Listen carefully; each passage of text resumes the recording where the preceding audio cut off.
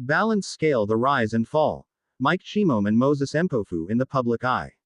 The names Mike Chimombe and Moses Mpofu have become synonymous with high-profile business dealings and subsequent legal controversy in Zimbabwe.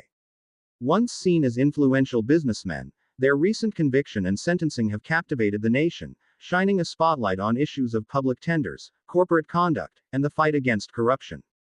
Who are Mike Chimombe and Moses Mpofu? Both Mike Chimombe and Moses Mpofu are known as Harare-based businessmen, often linked to political circles, who pursued lucrative government contracts. Their business relationship was primarily channeled through a company that, at the heart of their major legal troubles, became the vehicle for a controversial government tender. The Goat Pass-on Scheme fraud. Goat. The controversy that led to their conviction centers on the presidential Goat Pass-on Scheme. This government initiative was designed to uplift vulnerable rural communities by providing them with livestock, specifically goats, to boost food security and livelihoods. The allegations and conviction. The tender. Chimombe and Mpofu, operating through their company, were awarded a tender to supply over 632,001 goats for the scheme. Fraudulent documents. The court found that the businessmen used forged documents, including fake Zimbabwe Revenue Authority (ZIMRA) tax clearance certificates and National Social Security Authority (NSSA) compliance certificates, to secure the contract. The loss. Despite receiving a substantial payment from the government, reportedly over $7 million United States dollars, investigations revealed a massive shortfall in delivery. Only a small fraction of the promised goats were delivered, resulting in a significant financial loss to the state and frustrating a crucial program meant for the poor. The High Court ultimately found both men guilty of orchestrating the fraud, describing it as organized crime.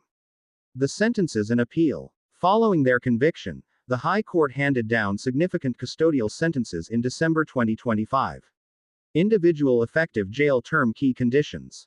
Moses Mpofu 15 years condition of restitution, and part of the sentence was suspended on condition of good behavior. Mike Chimombe 12 years condition of restitution, 964,000 United States dollars, and part of the sentence was suspended on condition of good behavior. The severity of the sentences underscores the court's view on the abuse of public funds intended for the most vulnerable. Both Mike Chimombe and Moses Mpofu have since filed notices to appeal both their conviction and the sentence. Broader context. Other allegations. The GOAT scheme was not the only instance where the two businessmen faced public scrutiny. They have also been investigated and appeared before the Zimbabwe Anti-Corruption Commission (ZACC) over a separate $40 million United States dollars tender with the Zimbabwe Electoral Commission (ZEC) and another case involving a streetlight contract for the Harare City Council. While fraud charges in the City Council streetlight case were reportedly withdrawn, the numerous appearances and allegations have kept them firmly in the media spotlight. Light bulb: what this case means. The legal drama surrounding Mike Chimombe and Moses Mpofu has become a touchstone for public discussion about accountability and transparency in state tenders. It sends a clear message that businesspersons who secure and execute government contracts must adhere strictly to the law and that the justice system is capable of imposing stiff penalties for the abuse of public funds.